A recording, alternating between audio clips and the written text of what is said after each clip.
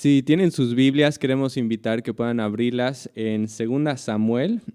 Es el pasaje que Sergio va a predicar en un momento. Entonces voy a leer el capítulo entero. 2 Samuel, capítulo 24. Y dice así.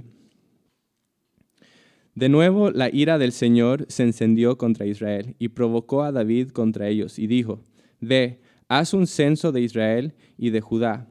Y el rey dijo a Joab, comandante del ejército, que estaba con él, recorre todas las tribus de Israel, desde Dan hasta Beerseba, y haz un censo del pueblo para que yo sepa el número de la gente. Pero Joab respondió al rey, que el Señor su Dios añada al pueblo 100 veces más de lo que son, mientras todavía sean los ojos de mi señor el rey. Pero ¿por qué se complace mi señor el rey en esto?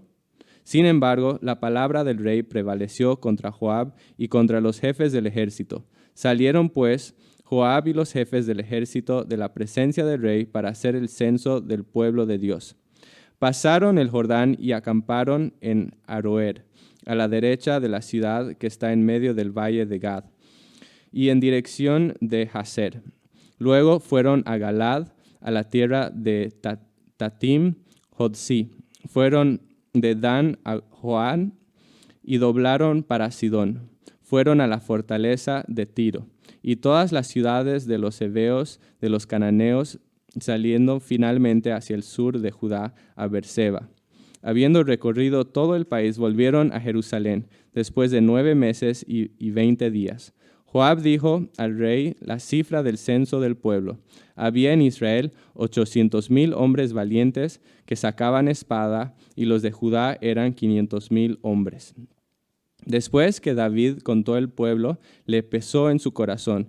Y David dijo al Señor, he pecado en gran manera por lo que he hecho. Pero ahora, oh Señor, te ruego que quites la iniquidad de tu siervo, porque he obrado muy neciamente. Cuando David se levantó por la mañana, la palabra del Señor vino al profeta Gad, vidente de David, diciendo, Ve y di a David, así dice el Señor, te ofrezco 3 cosas, escoge para ti una de ellas, para que yo la haga. Así que Gad fue a David y se lo hizo saber, diciéndole, ¿quieres que te vengan 7 años de hambre en tu tierra, o que huyas por 3 meses delante de tus enemigos mientras te persiguen, o que haya 3 días de pestilencia en tu tierra? Considera ahora y mira qué respuesta he de dar al que me envió. David respondió a Gad, estoy muy angustiado. Te ruego que no dejes caer en manos del... Te ruego que nos dejes caer en manos del Señor, porque grandes son sus misericordias, pero no caiga yo en manos de hombre. Y el Señor envió pestilencia sobre Israel desde la mañana hasta el tiempo señalado, y desde Dan hasta Beerseba murieron 70,000 hombres del pueblo. Cuando el ángel extendió su mano hacia Jerusalén para destruirla, el Señor se arrepintió del mal y dijo al ángel que destruía al pueblo, basta, detén ahora tu mano. Y el ángel del Señor estaba junto a la era de Arauna, el Jebuseo. Entonces David habló al Señor cuando vio al ángel que hería al pueblo y dijo, yo soy el que he pecado y yo soy el que ha hecho mal. Pero estas ovejas, ¿qué han hecho? Te ruego que tu mano caiga sobre mí y sobre la casa de mi padre. Y Gad vino a David aquel día y le dijo, sube, edifica un altar al Señor en la era de Arauna el Jebuseo. David subió conforme a la palabra de Gad, tal como el Señor había ordenado. Y Arauna miró y vio al rey y a sus siervos que venían hacia él. Y saliendo Arauna, se postró rostro en tierra delante del rey. Entonces Arauna dijo, ¿por qué ha venido mi señor el rey a su siervo? Y David respondió, a comprarte la era para edificar un altar al Señor a fin de detener la plaga del pueblo. Y Arauna dijo a David, tome y ofrezca a mi señor el rey lo que parezca bien a sus ojos. Mire los bueyes para el holocausto y los trillos y los yugos de los bueyes para la leña.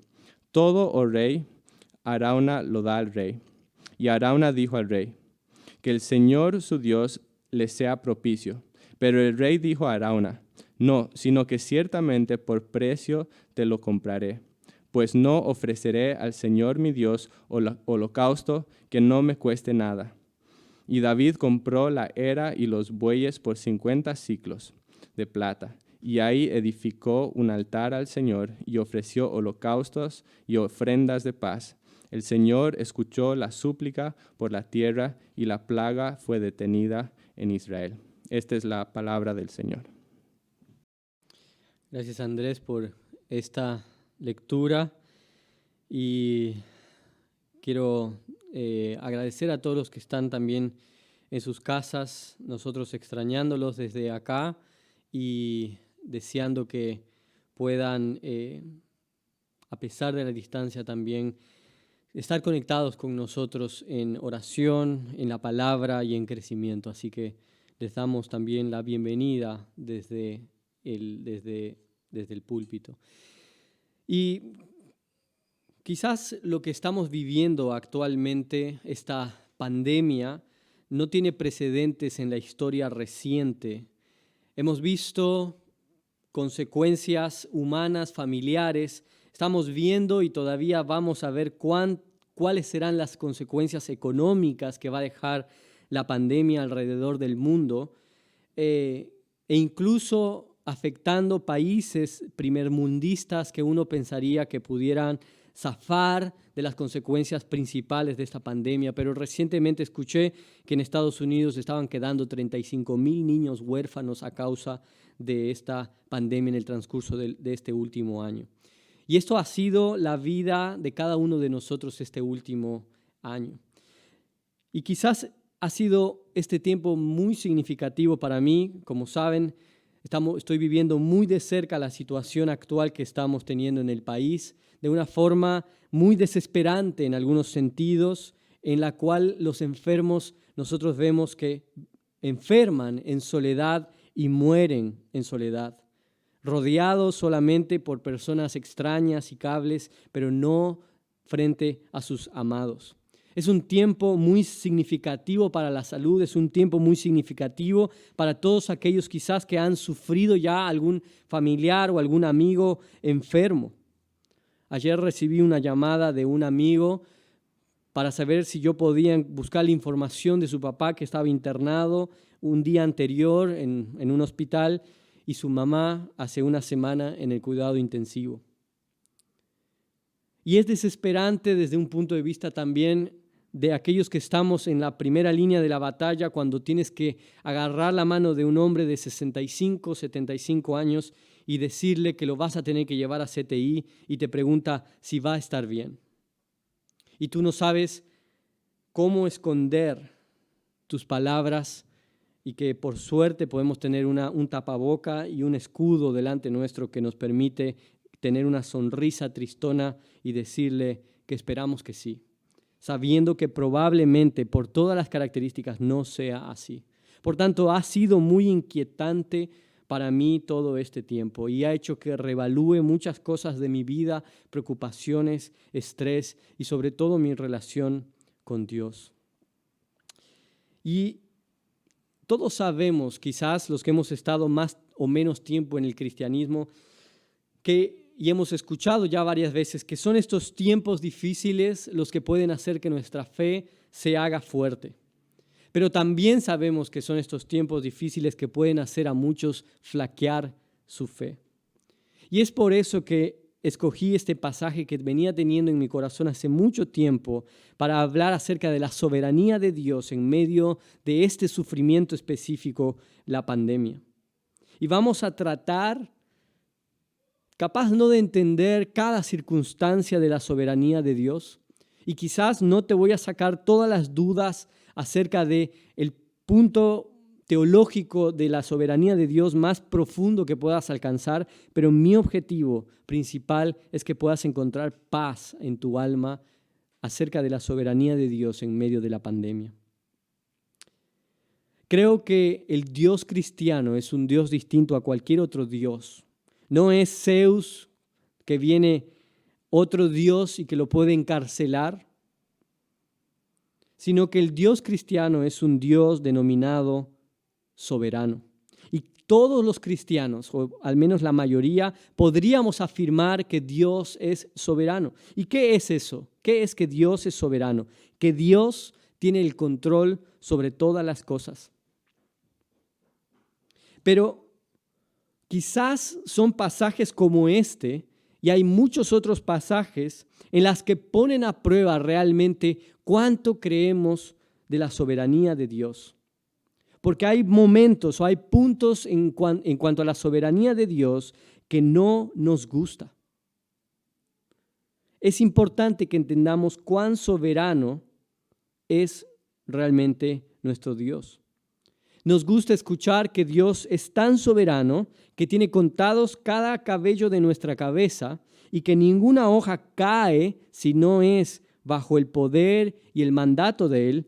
Pero en este pasaje vamos a ver que va a poner muy incómodo, o nos va a poner a todos nosotros en una zona muy incómoda de la soberanía de Dios. Dios, nos dice acá, está controlando cada acto y circunstancia en este pasaje. Dios es soberano en este pasaje. Nos va a enseñar además cuán soberano es el soberano. Y para esto, antes de comenzar, quiero que inclinen sus rostros una vez más y vamos a orar. Señor, queremos pedirte que seas tú quien hable. Señor, queremos que seas tú también el que en tu soberanía traigas paz, misericordia y, Señor, y tranquilidad en la vida y en el corazón de mis hermanos en sus casas, Señor. Sabemos que muchos hermanos ya les ha tocado de cerca la pandemia, quizás algunos están en este momento cursando la enfermedad, otros tienen familiares cercanos, otros están esperando el hisopado, quizás algunos se han puesto muy graves, como hemos sabido y hemos estado orando por muchos de ellos.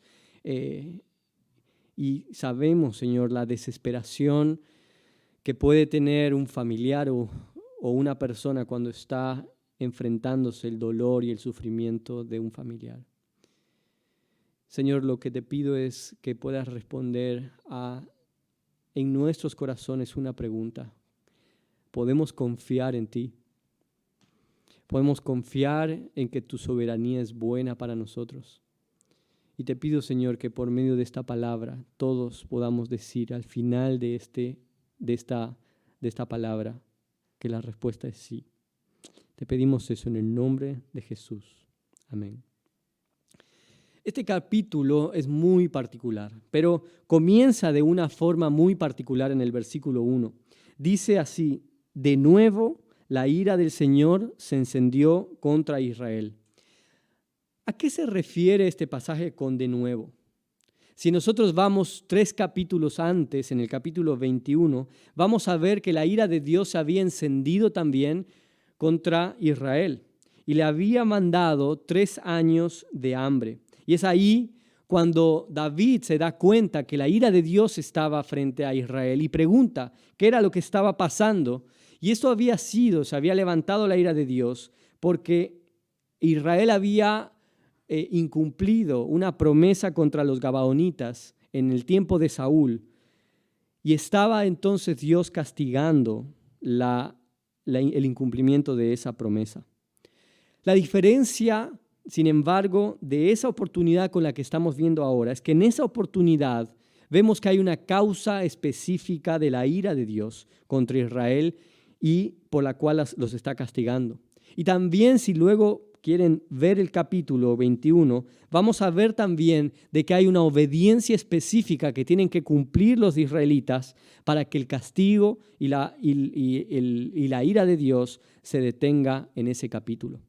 Pero lo que es interesante del capítulo 24 es que comienza diciendo que la ira de Dios se levantó nuevamente contra Israel, pero no nos revela la causa. No nos revela la causa. Cuando uno trata de buscar en medio del pasaje la causa, probablemente no encuentra una causa de forma completamente específica. Y estuviendo leyendo y tratando de entender la lógica de todo el pasaje, llegué a simplemente dos preguntas respecto a cuál es la causa de la ira de Dios contra Israel en este pasaje. Y en realidad las respuestas que tengo son dos preguntas. Y las preguntas es, ¿qué importa? Y la segunda es, ¿acaso Dios debe explicarnos todo? Parte del hecho de que Dios es soberano es que Él puede hacer lo que quiera, sin tener que dar ninguna explicación a ninguno a su alrededor.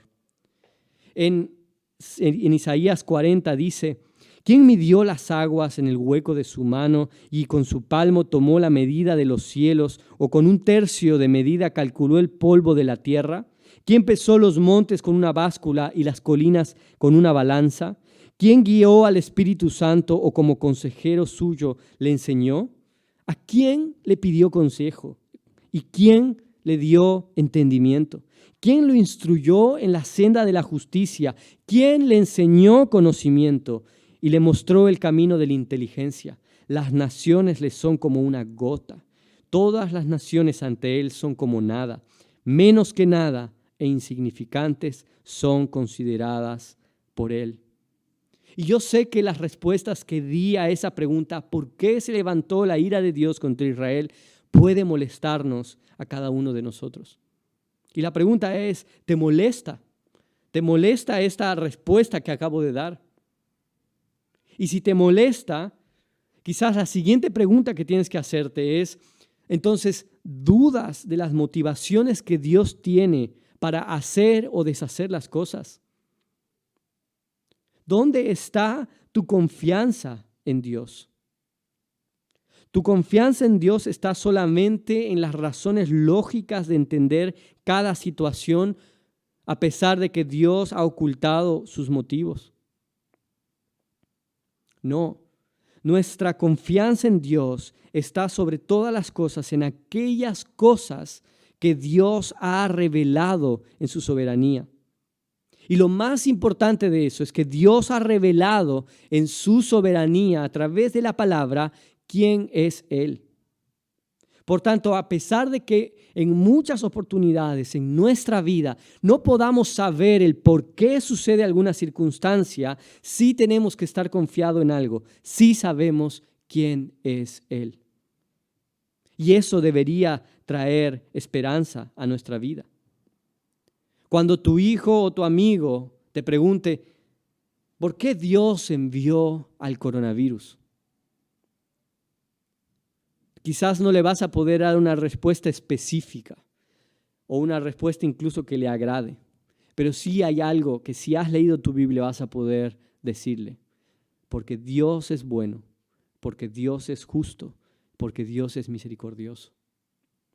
Dios no nos tiene que dar a nosotros una respuesta de cada situación que Él planifica. Solo tenemos que confiar que son buenas, que son justas y que son misericordiosas. Pero el versículo 1 continúa con algo incluso más provocativo, con algo incluso un poco más tal vez difícil de comprender. Dice, y entonces el Señor provocó a David contra ellos y les dijo, ve, haz un censo de Israel y de Judá. Si nosotros seguimos el pasaje, vamos a ver que David continúa con esta misma idea, le agrada la idea, la toma y la pone en curso. Después de que la pone en curso y que la aplica, Dios se enoja y ¿qué hace? Castiga a Israel. Y entonces ahí surge otra pregunta. ¿Acaso Dios puede provocar al hombre para cometer un pecado y luego castigarlo directamente por ese pecado? Y yo sé que nuestras mentes apologéticas, nuestras mentes que tratan de buscar un razonamiento, van a tratar de darle una vuelta a esa respuesta. Pero este pasaje, la respuesta de este pasaje es un simple sí. No hay dónde perderse. El pasaje dice que Dios provocó y le dijo a David, haz un censo. Ahora, podemos muchas veces tratar de minimizar la responsabilidad de la soberanía de Dios en diferentes formas. Y hay una forma en este pasaje. Si nosotros vemos 1 Crónicas 21, donde se nos relata el mismo acontecimiento, se nos dice en el versículo 1 que no fue Dios quien provocó a David, sino que fue Satanás. El versículo 1 de 1 Crónicas 21 dice, Satanás se levantó contra Israel y provocó a David a hacer un censo de Israel. Entonces podríamos concluir a la luz de estos dos pasajes que Dios usó su soberanía, pero una soberanía permisiva. Eso quiere decir que Dios no era el autor directo del mal o de la provocación, que Él no era el autor responsable último para que sucedan cosas malas. Y aunque esto es verdad, de que en su soberanía Dios permitió que Satanás sea aquel que tiente a David y que provoque directamente el corazón de David, eso no quita la responsabilidad última a Dios de todas las cosas. Porque podríamos preguntarnos, ¿por qué Dios permitió el mal? Sabemos que Satanás no actuaría en la historia de Job sin permiso de Satanás. Entonces la pregunta sería, entonces, ¿por qué Satanás o por qué Dios decidió permitir que Satanás actúe? Y el hecho de que sea Dios el que permita que Satanás actúe, lo hace el último autor de todas las cosas. El hecho de que tengamos 1 Crónicas 21 nos ayuda a entender algunos conflictos teológicos que podríamos tener si Dios es el autor de ese mal puntualmente.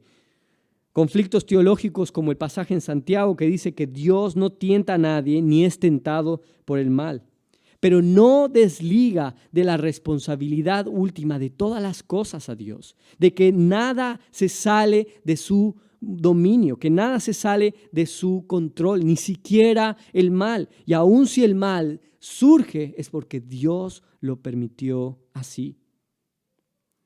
Y con esto está bañada toda la Biblia. Si nosotros vemos Génesis 50:20, es cuando José le dice a sus hermanos el por qué había sido vendido. Y muchas veces nosotros leemos este pasaje y lo leemos diciendo, porque Dios usó lo que ustedes me hicieron, es decir, me robaron la túnica, me despojaron de todo, me indignaron, me pusieron en un pozo, me vendieron como esclavo. Todo eso Dios lo usó para bien. Pero cuando nosotros decimos eso, estamos diciendo, hay cosas que se le escaparon a Dios y luego Dios arregló el asunto. Pero el pasaje verdaderamente en Génesis 50:20 dice, Dios lo dispuso para bien. Esa palabra dispuso no es usar, sino es planificar, designar. Dios lo había planificado de esa manera, había permitido de una u otra forma que la maldad de sus hermanos se levante contra José. Aún eso estaba bajo las manos poderosas y soberanas de Dios. Nada se le escapa a su soberanía de Dios. Dios no viene detrás de Satanás y de nuestro pecado arreglando las cosas. Nada se le escapa de la soberanía de Dios, ni siquiera el mal. Lamentaciones 3:38 dice algo impresionante. No salen de la boca del Altísimo tanto el mal como el bien. Ahora, si Dios es el último autor soberano sobre todas las cosas, ¿por qué David es culpable del censo? Si Dios es el autor soberano último de todas las cosas, ¿por qué el hombre es culpable? Y la respuesta en este pasaje también es sencilla. Y la respuesta es porque el hombre siempre es culpable. Si nosotros vemos cómo califica este pasaje al censo, vamos a ver en el versículo 3 que se califica como sin sentido, altamente pecaminoso, y en el versículo 15, claramente castigable. Este censo, por donde uno lo vea, a través de los ojos de los hombres, era pecaminoso. Incluso el pasaje nos dice que Joab, un hombre que si uno lee todo Samuel, se da cuenta que no es un hombre espiritual, que no es un hombre religioso. Sin embargo, aún ese hombre se da cuenta que lo que David está pidiendo hacer y hace es pecaminoso. Y si nosotros vemos al mundo, si nosotros vemos lo que las personas hacen, piensan y desean, claramente vamos a ver que el pecado está bañando todas esas ideas. Dios es soberano aún en esas situaciones, pero no estamos diciendo que cuando Dios es soberano en esas situaciones es que Dios coloca el mal en el corazón de las personas. Las personas intrínsecamente son malas. Así como el perro por su naturaleza se come su vómito, o el cerdo recién bañado se revuelca en el lodo, de la misma forma el hombre se vuelca su corazón hacia la maldad. Por tanto, cuando dice que Dios es soberano aún en la maldad, es más como si el corazón de las personas fueran una esponja, que recientemente hemos lavado un piso con mucha suciedad. Y la soberanía de Dios es solamente como una mano que comprime la esponja y extrae lo que verdaderamente está adentro de ella. Y esto es lo que nosotros podemos ver en este pasaje. A pesar de que no sabemos cuál es el pecado original que hizo que la ira de Dios se haya despertado contra Israel, sí vemos cuál es el verdadero pecado en el transcurso de este censo. Porque el censo, que es contar personas, en sí mismo no es pecado. Dios no se enoja porque han contado a las personas. Dios no está en contra de las matemáticas. Entonces, ¿dónde está el pecado específicamente en el censo? Si nosotros vemos bien el pasaje, vamos a ver que dice el pasaje que mandó a hacer un censo a Israel. Pero lo que Joab le trae en el versículo 9 es el censo de personas u hombres que estaban listos para portar armas. Dice en el versículo 9, Joab dio al rey la cifra del censo del pueblo. Había en Israel 800,000 hombres valientes que sacaban espada, y los de Judá eran 500,000. El pecado probablemente era la autosuficiencia militar de Israel en ese momento. Si nosotros vemos el capítulo 21 al 24 de 2 Samuel, vamos a ver algunas victorias de David conquistando otros territorios. ¿Y saben específicamente cuál en el versículo 23, en el capítulo 23? Conquistando y luchando contra los filisteos. Filisteos que se habían levantado, y en el capítulo 23 nos dice incluso de que habían nuevamente gigantes contra los que se estaban enfrentando. Y en el capítulo 23 más adelante se nos dice y nos habla y nos relata acerca de los valientes guerreros de David. Si ustedes han leído ese capítulo, es impresionante. Uno que mató 2 gigantes, uno que peleó prácticamente contra un ejército y durante casi todo un día, otros que entraron a el campamento de los filisteos o de los enemigos y sacaron un poco de agua para dárselo a David, etcétera, etcétera. Y vemos grandes valientes de David que iban a luchar por David. Pero la diferencia es que ese no era el David que nosotros conocemos. No era el David, nosotros el David que amamos y conocemos, el David que tiene el corazón detrás de la voluntad de Dios o de Dios, es el David de 1 Samuel 17:45. Ese David inocente que le dice a un gigante: tú vienes a mí con espada, lanza y jabalina, pero yo vengo a ti en el nombre del Señor de los ejércitos. Acá estábamos viendo a un David en medio de la guerra nuevamente contra los filisteos, que le preocupaba la grandeza de los números de su ejército. Quizás para darle protección, quizás para darle paz, quizás para darle tranquilidad, quizás para planificar un nuevo ataque contra los filisteos o contra cualquier otro enemigo. Pero lo importante del pasaje es darnos cuenta que el corazón de David, que el corazón de ese adolescente se había perdido. Que el corazón de ese adolescente no estaba detrás de Dios. Ese inofensivo adolescente que se pararía delante de un gigante que solo dependía de Dios, ahora dependía de cuántos hombres podían portar armas para salvarlo a él. Y lo que Dios hace provocando el censo es revelar lo que verdaderamente hay en el corazón de David. ¿Te das cuenta que entonces este acto de provocación de Dios para producir el censo en realidad es un acto de misericordia? Dios hizo visible un pecado invisible. Dios abrió los ojos de David a algo que estaba oculto en su corazón. ¿Te das cuenta que ese pecado invisible podría haber destruido la vida de David?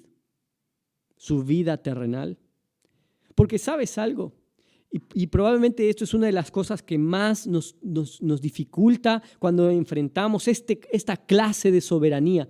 Cuando decimos que este Dios soberano es realmente soberano y nos enfrentamos a estos pasajes. Es que vemos que Dios destruye y mata personas o castiga de forma terrenal. Pero ¿sabes algo? Dios no nos ha llamado a ganar al mundo para nosotros. Por tanto, no es malo que tenga que arrebatarnos algo del mundo, aun si es tu propia vida terrenal, para que ganes aquellas cosas eternas. ¿Tú entiendes eso? Y quizás si entiendas eso, la soberanía, esta soberanía de Dios, esta soberana soberanía de Dios, no conflictúe tu corazón. Que tú entiendas que Dios no te ha llamado a ganar el mundo para ti, sino que incluso va a usar el sufrimiento del mundo para ganar tu alma. Dios en su soberanía provoca, o si es más reconfortante para ti, permite que suceda el sufrimiento. Lamentaciones 3, 32 y 33 dice que no lo hace porque se agrade en afligir. No lo hace porque le guste el castigo. El otro día en una guardia estábamos hablando con un familiar por teléfono y hablábamos de lo grave que estaba su familiar y que probablemente teníamos que intubar al paciente para que pueda mantener la respiración. Y el familiar nos decía algo: por favor, no intuben a mi padre, porque los que son intubados tienen más probabilidades de morir. Ahora, si lo piensas, puede ser razonable, pero en realidad es un razonamiento inadecuado. Y lo mismo nosotros hacemos con la soberanía de Dios. Los médicos no intubamos pacientes porque querramos practicar o porque es una opción. Intubamos pacientes porque si no se van a morir en las próximas horas sin oxígeno. Porque es una manera agresiva, muchas veces, agresiva porque estamos invadiendo el cuerpo de una persona, para que la persona pueda vivir. Y Dios hace lo mismo con el sufrimiento en la tierra. A Él le place que nosotros nos gocemos en la tierra, pero le place mucho más que vivamos eternamente. ¿Entiendes que tienes tu propia maldad y que tienes que arrepentirte? Y que muchas veces esa maldad está oculta y que es la bondad de Dios que a través de cosas buenas o de cosas malas te abran los ojos para que te arrepientas. Romanos 2:4 dice que es la bondad de Dios que nos guía al arrepentimiento. Es la bondad de Dios que nos guía al arrepentimiento. Es decir, el arrepentimiento implica que volvamos hacia Él. Eclesiastés 7, 13, 14 dice lo mismo. Nos dice, consideren la obra de Dios, porque ¿quién puede enderezar lo que Él ha torcido? Dice, alégrate en el día de la prosperidad, pero en el día de la adversidad considera. Dios ha hecho tanto el uno como el otro para que el hombre no encuentre nada después de él. Dios ha hecho tanto el día lindo como el día malo para que no encontremos nada después de él. Por tanto, saber que Dios es soberano y que nada puede entorpecer sus decisiones en medio de esta pandemia es una buena noticia. La maldad y el virus no se ha salido de control. Dios tiene el control y también tiene el inicio y el fin de este sufrimiento.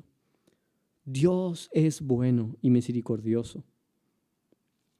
Probablemente este pasaje, a pesar que parece todo lo contrario, no se trata de la ira soberana de Dios, sino de su misericordia. Y vamos a seguir viendo esto en los versículos 10 al 17. Vemos que después de que cae la ira de Dios, David reconoce su pecado y se arrepiente. Dios manda a un profeta y en su soberanía le dice a David que puede escoger 3 castigos, uno de 3 castigos: 7 años de hambre, huir por 3 meses de sus enemigos o 3 días de pestilencia en Israel. Y David toma una muy buena decisión. No decide.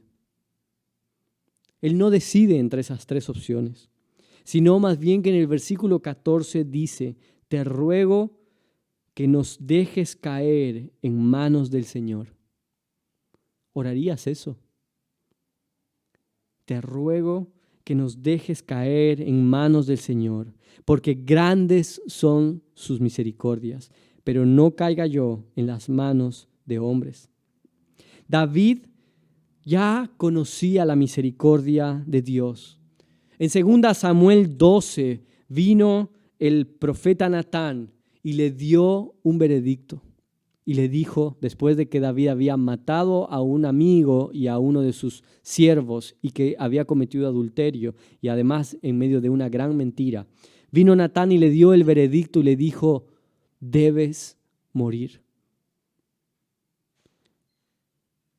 Pero más adelante le dice, el Señor ha quitado tu pecado, no morirás. Por tanto, David conocía a Dios, sabía que la soberanía que había mandado esta ira era la misma soberanía que podía regalar misericordia. Su teología lo mantuvo seguro en medio de la dificultad.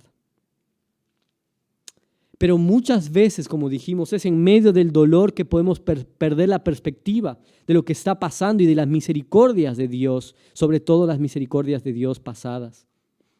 Hay una historia que pasó como hace 20 años atrás en un zoológico en los Estados Unidos. Un niño cayó en el foso de los gorilas en un zoológico. Y mientras todo era pánico, con las personas gritando, apareció una gorila llamada Kindy, una fémina gorila. Y lo que hizo fue sostener al niño y lo protegió de los otros gorilas. Y después de un tiempo de cargarlo de un lugar para otro, lo llevó al niño cerca de las puertas por donde solían alimentar a los gorilas. Lo dejó y se retiró. De manera que después pudieron ir y rescatar al niño y llevarlo al hospital por sobre todo las heridas que tenía de la caída que había tenido. Y muchas veces nosotros comparamos a Dios con este gorila. Comparamos la misericordia de Dios con el cuidado que tuvo este animal hacia ese niño. Cuando nosotros vemos la misericordia de Dios en la Biblia o en la vida de algún otro hermano o en nuestra propia vida, nos admiramos y nos sorprendemos y decimos, qué increíble el cuidado de este gorila a este niño. Pero después, nadie confiaría nuevamente a su niño hacia al gorila. ¿O tú lo harías? Y muchas veces vemos a Dios o su misericordia la vemos de esta forma. Pero ¿saben algo? Dios no es un gorila.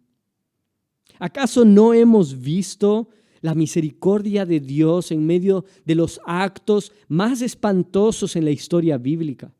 ¿Acaso no hemos visto la historia de Dios en medio de biografías de misioneros? ¿Acaso no hemos visto la misericordia de Dios en tu propia vida en medio de situaciones espantosas? Entonces, ¿qué te hace pensar que en medio de esta pandemia Dios ha cambiado? ¿Qué te hace pensar que ahora Dios es un gorila que va a destrozar a tu niño? Podemos confiar en medio del dolor y el sufrimiento soberano que Dios es misericordioso. Que no hay nada que se va a escapar de esa soberanía. Y esto debería producir paz en tu vida. Porque aquella soberanía que provocó y permitió esta pandemia es la misma soberanía que puede terminarla. Pero no solamente vemos la misericordia en medio de la respuesta de Dios a David, sino también vemos la misericordia en el castigo. Dios, por tanto, envía la pestilencia de 3 días. Pero vemos en el versículo 15 que dice que Dios envió esta pestilencia desde la mañana hasta el tiempo señalado. Como vimos anteriormente, el tiempo eran 3 días, pero Dios detuvo su pestilencia con anterioridad. Dios detuvo el castigo un tiempo antes. Por tanto, aquí en el versículo 15, cuando dice el tiempo señalado, no se refiere a los 3 días completos, sino se refiere al tiempo señalado en el designio de la soberanía de Dios. Dios sabía que iba a detener el castigo antes. Dios sabía que iba a demostrar a través de eso su soberanía. Pero muchas veces no nos complace eso.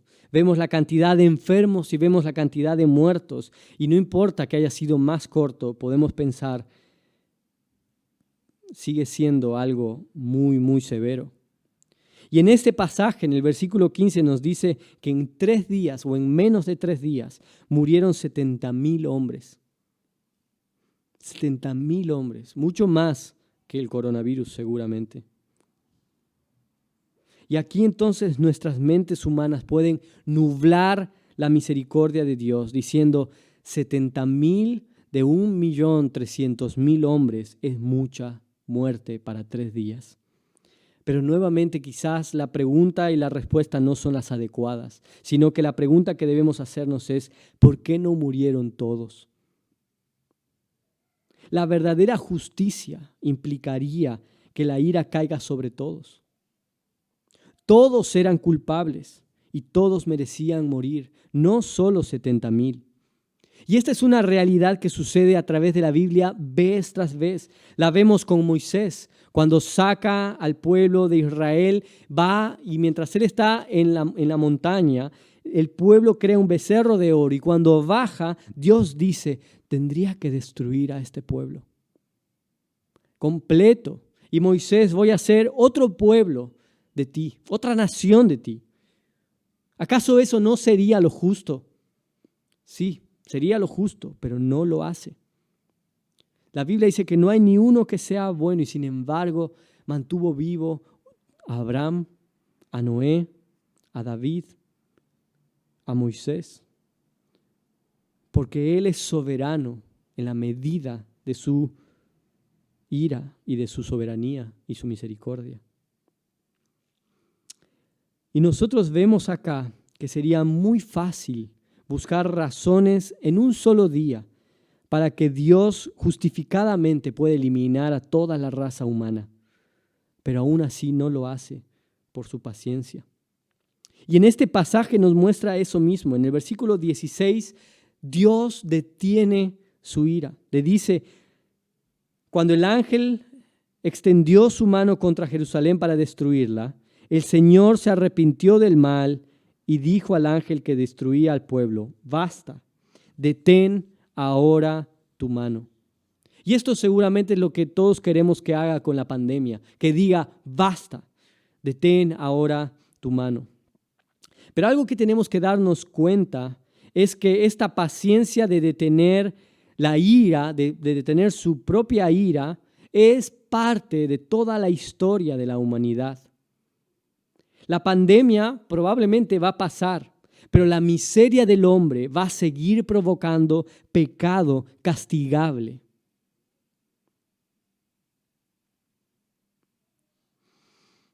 Por tanto, Dios está deteniendo día a día la grandeza de su ira que debería caer contra la humanidad. Dense cuenta que en este pasaje Dios detuvo su ira, pero no la quitó. En este versículo 16. Y eso está pasando hoy. Dios en su misericordia está deteniendo la inmensidad de la ira de Dios que debería caer sobre nosotros. Pero ¿saben algo? Algún día va a salir a la luz. Algún día, quizás cuando Dios o cuando Jesús vuelva, y como dice su palabra, quemará todo árbol que no lleve fruto o separará a las ovejas que escucharon su voz de las que no escucharon su voz, y a esas destruirá.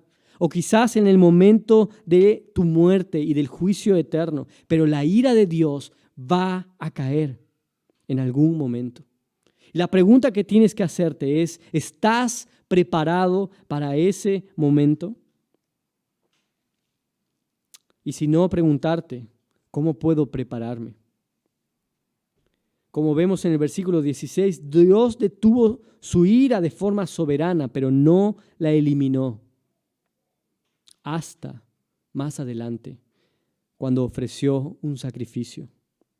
Dios no solo detuvo su ira, sino que además le dio a David el camino para removerla del todo. El versículo 18 le dice, ve y edifica un altar al Señor. Y el versículo 25, y ofreció holocaustos y ofrendas de paz. El Señor escuchó la súplica por la tierra y la plaga fue detenida en Israel. ¿Te das cuenta lo que está Dios enseñándole a David y a cada uno de nosotros? Este pasaje comienza diciendo que la ira se encendió de nuevo. Y nosotros con esta pandemia podemos decir lo mismo. La ira de Dios se encendió de nuevo. Y después de que pase la pandemia vamos a poder volver a decir, la ira de Dios se encendió de nuevo. Y cada vez que nosotros retrasamos solamente, cada vez que nosotros pasamos uno de estos episodios, solamente se está retrasando la ira de Dios en la paciencia de Dios, pero no quitándola. Y lo que necesitamos es un sacrificio que absorba la ira de forma completa. Y ese sacrificio es Cristo. Ahora tú te puedes dar cuenta, si tú te has preguntado, ¿dónde está Cristo en medio de esta pandemia? Quizás has visto las noticias o has leído algún muro de algún médico o has tenido algún familiar en desesperación en el hospital y te has preguntado, ¿dónde está Cristo en medio de esta pandemia? Cristo es el sacrificio para que se detenga completamente la ira de Dios. Cristo es la razón de esta pandemia, porque Cristo ya ha sido entregado. Cristo ha sido el sacrificio que necesitábamos para que esta pandemia no sea más un castigo, sino un motivo de salvación. Cristo sufrió y murió para salvarte de esta pandemia, aun si mueres en medio de ella.